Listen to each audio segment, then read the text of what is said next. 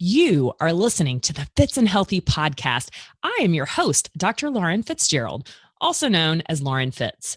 I'm a medical doctor, a fitness instructor, an entrepreneur, a health and fitness coach, but most importantly, I am a lover of life. And here on the Fitz and Healthy podcast, I intend to give you a ton of great information and knowledge that will serve as potential power so that you can live a life by design and make it more fits and healthy.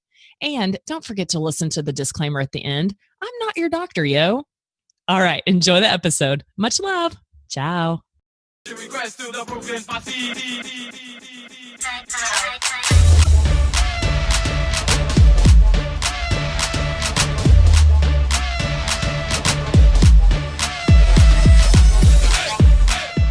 Hello and welcome to Fitz Friday Q&A. I am your host, Dr. Lauren Fitz, and you guys, we have a special guest today. So obviously it's Cinthanie and I usually, but hey, Facebook, what's up?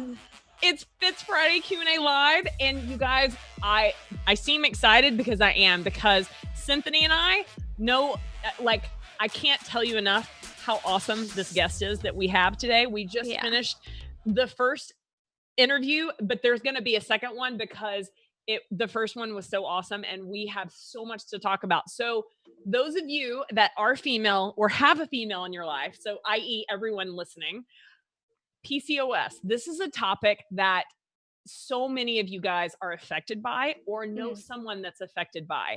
And Coach Tulin is someone that I want to introduce to you guys. And we're not going to give the whole stuff away because you're going to have to download the episode of the Fitz and Healthy podcast. And remember, you got to stay to the end of this live broadcast because I am a doctor, but I'm not your doctor, yo. So yes, we are talking about a medical issue, but the point of the Fitz and Healthy podcast is to give you guys the knowledge that's potential power to change your life forever. And Coach Tulin is someone who her story is just listening to it empowers you. And so I want to do a proper introduction. So this chick, I never heard of her before. I went to this business event in Dallas called Platinum Presenters, and there's a ton of speakers, and this girl got on the stage and like blew my mind. I was like, I need to be her best friend, like now. Literally everything that she spoke just spoke to my heart. She was captivating, just real authentic. And especially nowadays, especially in the whole health and fitness world, you get so much fake, and she's just real, raw, and just, I mean, she's just awesome. So Coach Tulin, what's up? What up? Hey. Hi. Hey girl. Hi. So tell because I know we probably already have a few questions from listeners, but tell everyone kind of a quick synopsis of who you are and why they're even listening to you talk about PCOS. Oh, well, okay. Well, I am the plus size health and fitness motivator. I'm really proud of that title because at one point somebody asked me, it was for something I was doing, what's your title? I'm like, I don't know. So I strung a bunch of words together and I put the on it because I was the first one to call myself that. I love it. Myself on that. So done. It's done. And I am the former national spokesman for one of the largest PCOS organizations, but that doesn't mean anything. No. I am a woman with PCOS, and I've struggled with PCOS for many, many years.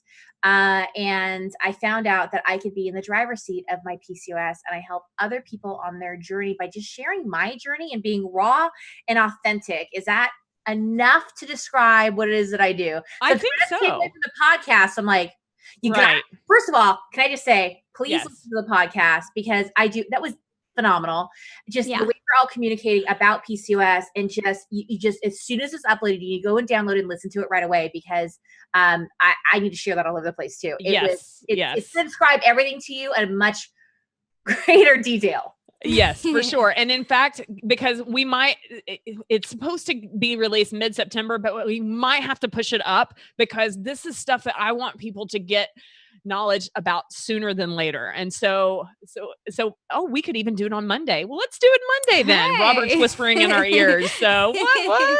Excellent. So the episode was so good that I put you on the spot at the end of it and asked you if you would come back so we could do a part 2, because this is such a huge topic that affects so many people on so many different levels. And I feel like we just basically like the tip of the iceberg, right? So, okay. So Cinthanie, you're our questioner. Do we have questions that we need to go ahead and address? We do. So yes. Sarah Excellent. Steven, we're just going to dive right in today. Let's go. So Sarah wants to know, she said, is PCOS genetic? And I'm just going to real quick say, if you have a direct question for Tulin or myself or Lauren, will you guys specify who you're asking? Absolutely. And I do want to address that we're only going to answer questions about PCOS. So if you want to ask me something about dance fitness, wait till next week. Just fine. Which I'm going to have a few special guests. I got all sorts of stuff up my sleeve. Just saying. Okay, so Sarah Stevens. Is PCOS genetic? Well, I can't speak from a perspective of a medical professional or a scientist or any of those kinds of things. Obviously. I got your back, girl. I'll follow you up.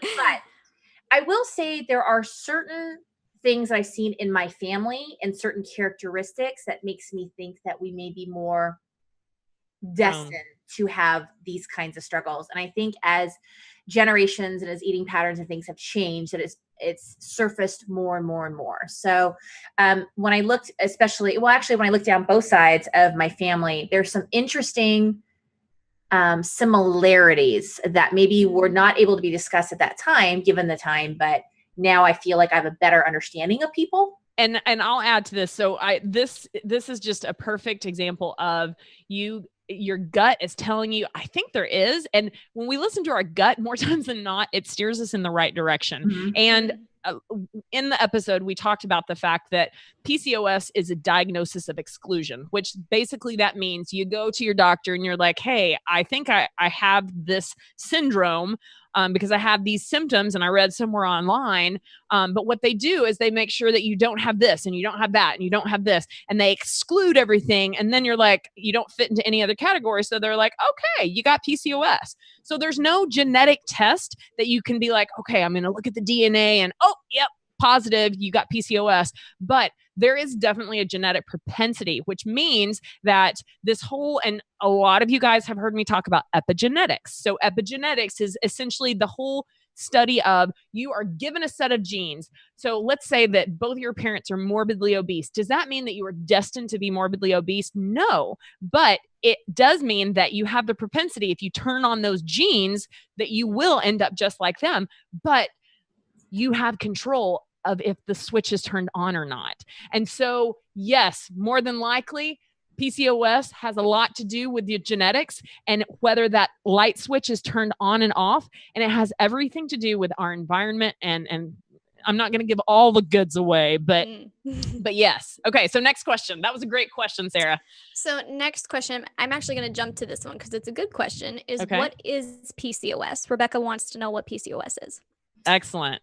Polycystic ovarian syndrome, and it's probably the worst description of what it is. It's very specific, and PCOS is not specific. PCOS reminds me of, do you guys all remember Star Wars, like the original Star Wars? Yeah. And they're like in the trash compactor thing, and it's like, oh, that's PCOS. So that's a really good way to put it. It's not just having lots of cysts on your ovaries, because you might not, and Lauren will get into that, but it's interesting. So it's a very descriptive name of something that should not be described as such solely. There you go. So why don't you tell the listeners some of the most common symptoms that people with PCOS may or may not have? Okay. So I'm going to use myself as an example. Definitely.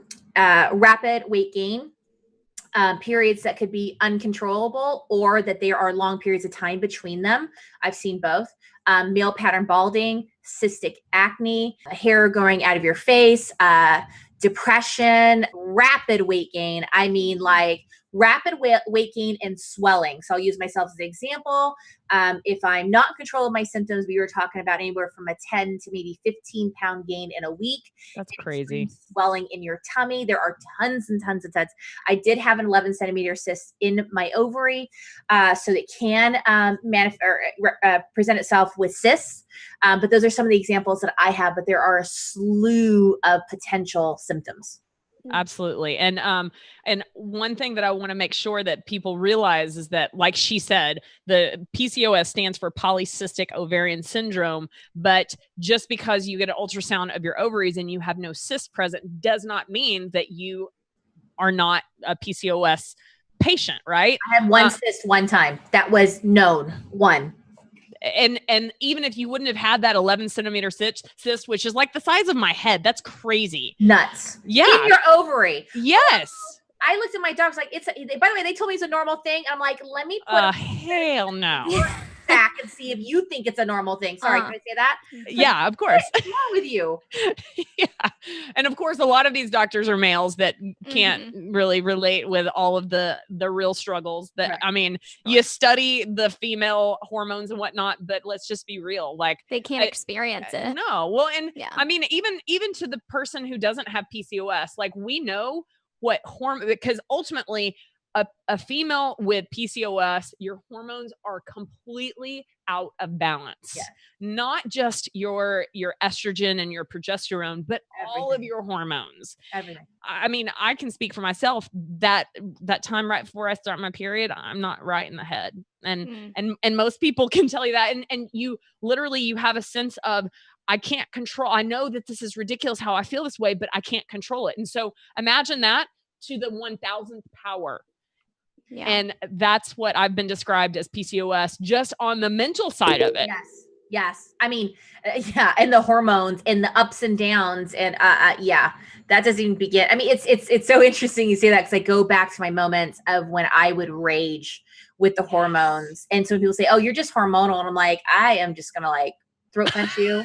I used to get do a roundhouse kick. It's like the worst thing that you can tell someone that's already feeling angry and they don't know why. For real. Are you just trying to tell them it's like, it's just that simple? Yeah, no. But yeah, I used to actually get in fights. Yeah. Oh my gosh. And I loved how you gave a shout out to spouses and to significant others of people with PCOS, because it isn't easy. And when you literally have that sense, I mean, because ultimately the worst part of PCOS is the feeling that you don't have any control over anything, right? We should also bring up the insulin resistance, type 2 diabetes, and often hypothyroid. Yes. Are some other things as well. So yes. And that was one of the main reasons I wanted to do part 2, because those are some major things that we definitely need to address, that the listener who thinks that they may be positive for PCOS need to know and be aware of, because we did an episode called It's Biology, Not Physics, about weight loss, because there's, this whole just eat less, exercise more. I want to roundhouse kick every single doctor who tells their patients that. And I will be the first to admit that was me. I was the person who gave that advice for the longest time, because that's what they taught me in med school. We forgive you. I know. But hey, listen, I'd rather be on the other side of it and had this experience to understand why it's so important to go this way. So it revealed your purpose, Lauren. Absolutely. For sure. But insulin resistance is something that I totally is at the root of so many evils. And for sure the part 2 of this interview will definitely will address insulin resistance and whatnot. So did we answer the question? I don't even remember. It was what is PCOS? Yes. Okay, there we go. So Tiara wants to know, she said, I have PCOS and I'm trying to conceive. What would you recommend? I've been starting to work out and eating somewhat right. Listen to that podcast when it comes out. I mean, and there, you guys said you're moving up to Monday. Listen to the podcast, because you're going to get a lot of, first of all, you're going to journey in the way that you find is right for you. So I don't think anybody on here is going to say there's one way you got to do this. You got to do your research. You've got to partner with your physicians. You got to get in the driver's seat of what you're already doing. So kudos. Your nutrition and all those kinds of things. The first thing I would honestly tell you to do is, can you take the pressure off of yourself about trying to conceive? Yes. Take the pressure off. We talk about stress in the podcast. If in the case that you get in the driver's seat of your health, which again, you're already taking those steps and you need some medical intervention because you are doing the things that you are in control of, you need that, that's okay. But if you are able to take really good care of yourself and focus on you, entirely on you and your journey, and then allow, what's the timeline? Even if you're older, my second baby, which is able to plan through following strong nutrition, et cetera, and PCOS, was later in life. So, you know, I say all that kind of stuff is the first thing I tell you to do is do the steps you're doing right now and take the pressure off of trying to conceive. And also take the junk that goes along with it when your friends are getting pregnant and you're at baby showers and you want to feel really woe is me about yourself, and plug into some deep, strong personal development, because you are challenging yourself more with the process than you need to. And that could be playing an important role and adding additional stress in your life and could be creating issues for you conceiving. So go into taking good care of your body, get better and better at it, and then revisit that. Absolutely. I hate to say that, but that's just the best way I can answer that.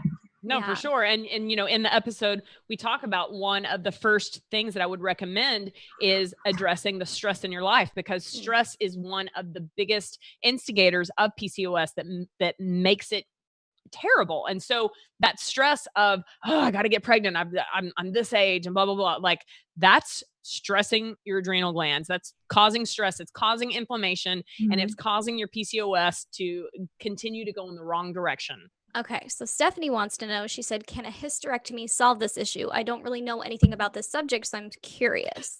Tulin, let me. All right. So here's, if it's a male doctor that told you to get a hysterectomy, ask him to lop his balls off first.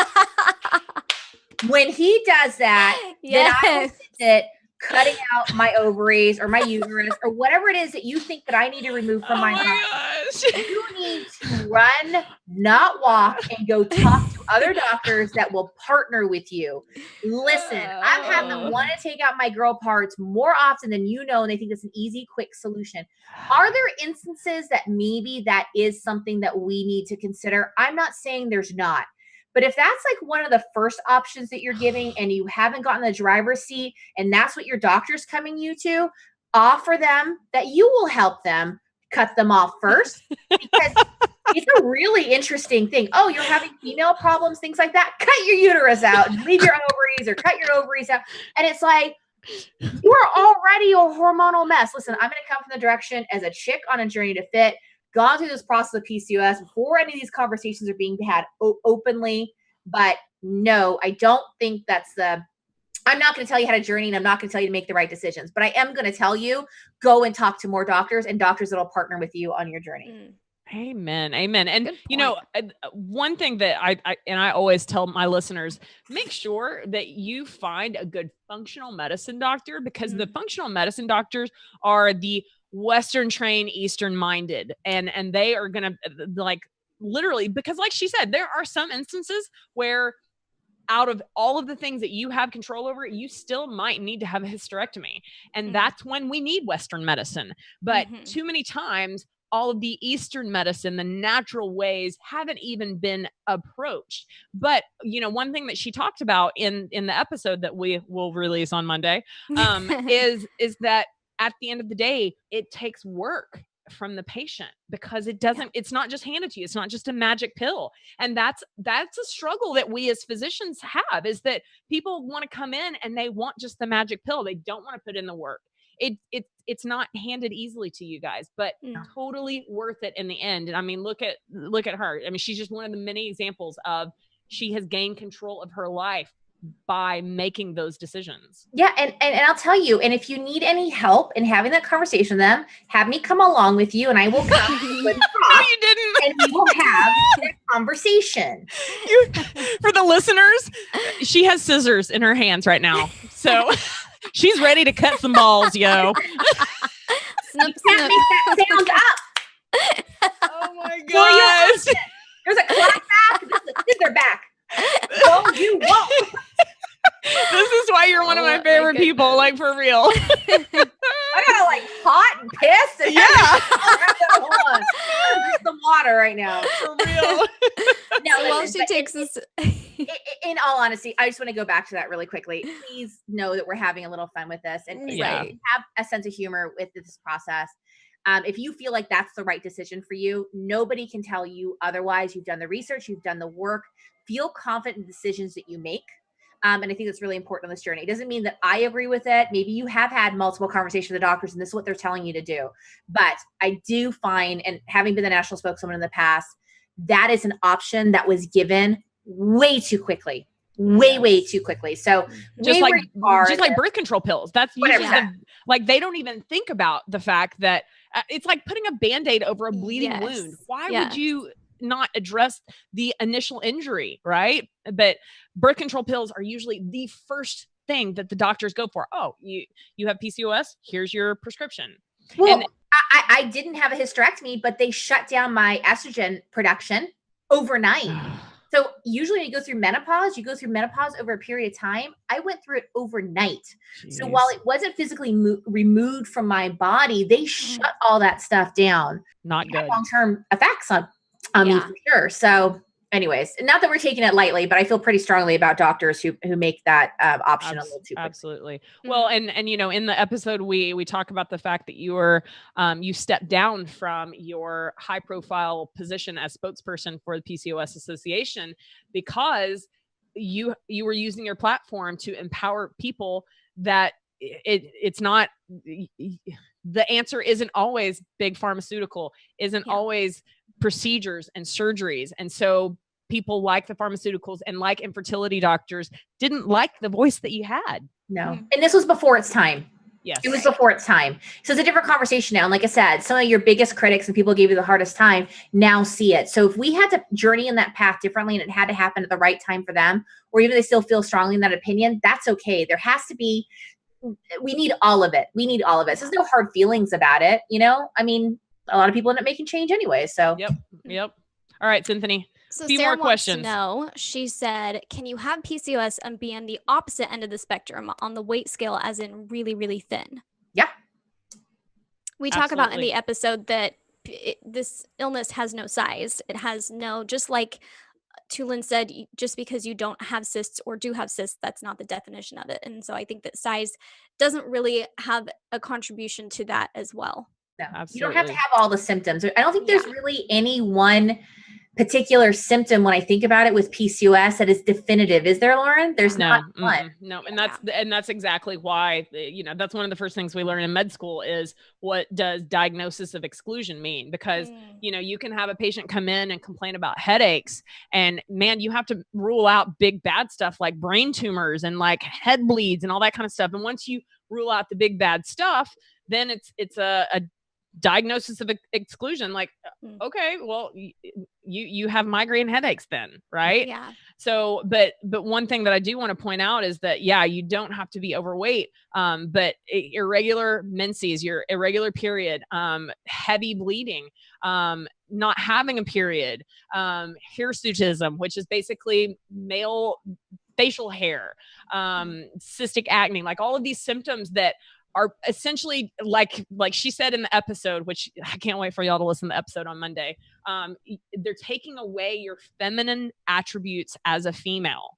And it's because your hormones are completely out of balance for multiple reasons. Yeah. So, So Alex wants to know, she said, Lauren, this is a question for you. Okay. I have PCOS. I also think I have a gluten intolerance and insulin resistance. How should I eat and what should I eat? I am on metformin and I have dark hair growing on my neck and chin, and I'm now noticing it on my arms and wrists. Is there anything I can do to help that? Yeah, absolutely. Metformin is one of the first medicines that they will put you on for insulin insensitivity and PCOS or PCOS. The first thing that I would recommend you do is address things that cause inflammation in your life. Some are food and some are non-food. So stress. So you want to address the external stresses that you can have control over. And we talk about this in the episode. Also, getting rid of foods that have a known history for causing inflammation in a lot of people. Now, I'll tell you the two most common food categories that cause inflammation. That doesn't necessarily mean that they will be for you, but the best way to do it is to truly eliminate these food categories for a good 21 to 30 days so that you can give your body essentially a reset and take out. So gluten and dairy are the two number 1 and number 2 most inflammatory food categories. And I know some of you are like, okay, well, I buy all gluten-free stuff. That stuff's crap too. And in fact, I'm sure a lot of you have heard me say this already, but this is one of the tricks that Big Food has found to get you, the consumer, to buy more of their processed food by the gluten-free label, because there are 88 different kinds of gluten protein. The one that's most common, if it's not present in a food, then they can label that food gluten-free. But guess what? It could have one of the 87 other kinds of gluten proteins, and you could still be having an inflammatory reaction that's causing these non-specific symptoms, right? So when I was practicing medicine and I had a patient that I thought was in an inflammatory state, oftentimes I would send them to a few good free resources to start. So the whole30.com is a great free resource. There's a 4-page PDF that tells you how to start. You don't even have to purchase the book. A lot of people end up doing it, but it's a great place to start. And it tells you cut out gluten, cut out sugar, cut out dairy, cut out legumes. Those of you that love peanut butter, I hate to tell you this, but peanuts are a legume and they cause a lot, they wreak a lot of havoc. Eggs cause a lot of havoc in a lot of people, guys. So these are food categories that literally, I love a quote from this book. Getting cancer is hard. Losing a child is hard. Birthing a baby is hard. Cutting out certain food groups for 30 days is not hard. And if you know that one, if not more, of those food categories are causing the symptoms that are wreaking havoc in your life, why would you not try? Right? Yeah.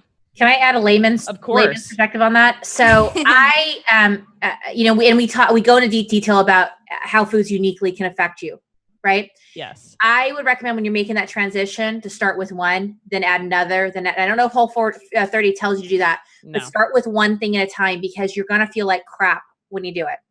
I also, because you will, but get through the crappy feeling, because how you feel right now is probably, it's crappier long-term than for a few days that you might detox off of something. So if you do it in layers, it'll be a little easier on you.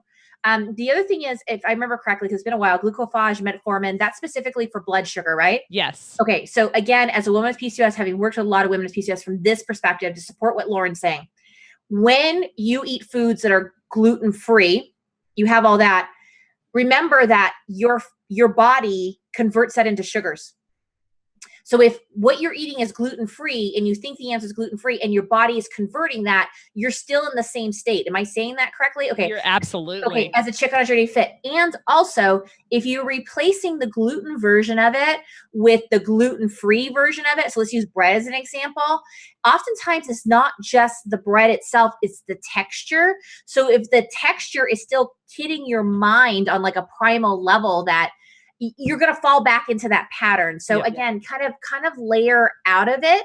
But I love the whole concept behind the Whole30. And also with eggs, you might have an issue with egg whites. You might have an issue with egg yolk. So sometimes you're like, hey, I can't have the yolk. I react to it, but I can have the white. So those are details, but at least it gives you some insight from like a medical perspective. And then as a chick who went through it, like just some things to kind of keep in mind. And I feel sorry for the people that have to get rid of the egg yolk. That's the best part. Oh, I'm all about egg white. You know what? That's why we're perfect. Yes. I like the egg white. You like the egg yolk. Oh, we're perfect. Love it. I think it's also just good marketing, because that's something that people are conscious of, and they're saying, oh, I need to live a gluten-free life. The food industry knows that, and they're going to bank on that. And so it's just good marketing. Just because it's gluten-free doesn't mean it's a whole food that's going to be nutrient dense and help you. No, excellent. Absolutely. So okay. Beth One more question. Okay. So Beth wants to know, she said, am I crazy? My weight can fluctuate 10 to 12 pounds in one day. I try to stay off the scale, and I'm really going to focus on the inches the rest of the year, but it's very discouraging. Coach Tulin has something to say. I can tell. I know she does. Wait, I got this. Listen to the podcast on Monday. I will tell you that personally right now, I have experienced a shift. Okay. And so I'm swollen and I'm frustrated by it, but I understand what's going on. So I'm just like woo-sawing through it. But most people don't understand once you go through it. That shift at 10 to 15 pounds in a day in a week, that massive shift is really, really frustrating. And that's really just so you know. And I smile. I don't know if you can see me, but if you're listening, I'm mouth smiling. I'm voice smiling for you. They can see you. They can see you. The really cool part about that is that there is another side to that. And I now, when it does happen to me, because I've been in the driver's seat, and as we talk about in the podcast, I'm able to course correct or be able to go, okay, well, you're weight training right now and you've got some of the things that are going on. So you might puff up a little bit or whatever, but that 10 to 15 pound shift that happens, people go, well, just change the way you eat or just eat less, is not the answer. So I actually very specifically talk about this in the podcast. Do you recommend them even worrying about the scale? No, because like, for example, my core right now is rock solid. They're just fluffy on top of it, right? But if you punch me in the stomach, I'm not getting hurt. You are. So, love it. Right? That's awesome. It is. So, the scale is the devil. Well, okay. I used to think that, yes. And there's a time I think that we should go through that process. The scale is one source of data. Yeah. And one out of many. And it's just telling me my relationship with gravity. And that doesn't reflect other internal changes that are happening. So here's the way I look at it. If your scale does a really big jump, to ignore the scale would be a mistake, because it's a valuable bit of data that just landed in your lap that allows you to be able to make adjustments. When you're in this process and you're no longer having large shifts in weight, what is that telling you? It's telling you that you're doing something right. So look at the weight in the scale as a data set. I actually had, I'm an, recovering anorexic. I know it's hard to believe, but I do all the time. I'll be on stage. I'm like, I'm a recovering anorexic, and the audience goes silent. I'm like, I know it's hard to believe because I'm standing in front of you at 260 pounds. But hey, listen, I'm on a journey. So, but you were at weighed what at your max? 350 sliding to 400. I don't know because the scale didn't go any higher than 350. Right. So yeah. So pay attention to that. So that, if we ignore the scale, you'd be missing out on something that's so important for you to know so you can go and take the right steps. And the amazing part about that swing is that you can absolutely get in the driver's seat on that and utilize the scale to be able to go, okay, I don't have big shifts in weight anymore. So when I don't have big shifts in weight anymore, it's an indication to me that, okay, things are aligning in the way that they're supposed to. Now, what are they saying about weight loss? Right. I'm just looking at swings. Yeah. Now, how many more questions do we have? Because I don't want to go too much longer, but how many questions do we have? We're actually good because quite a few people asked the same question, just in a different way. So Perfect. Great. Excellent. Excellent. Okay. So Tulin, tell everyone where they can find you on social media, because they need to find you. Mm-hmm. So you can find, when he asked that question, I'm like, I'm at my house. What do you mean? Yeah. Don't give them address. Drop a pin out there. Right. All right. You can find me on YouTube and Facebook and Pinterest at Coach Tulin. Tulin is spelled T as in Tom, ULIN. You can find me on Instagram at I am Tulin, because I don't know, some other Tulin on Instagram. So I said, I am Tulin.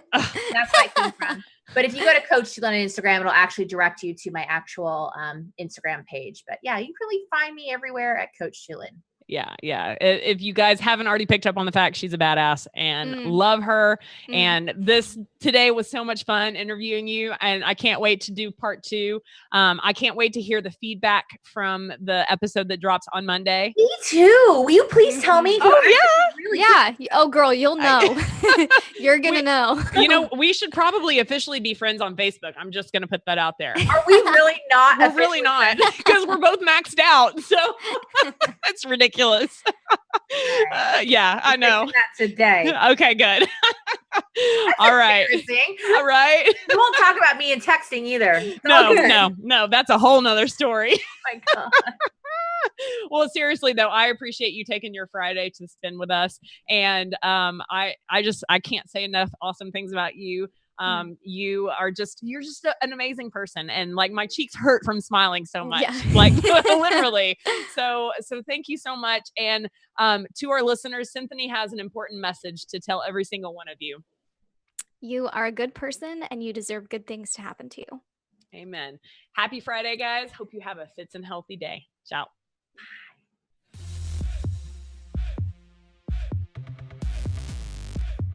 Make sure that you find us on social media. You can find Cinthanie on Instagram and Facebook at Cinthanie. So that's CINTHANIE.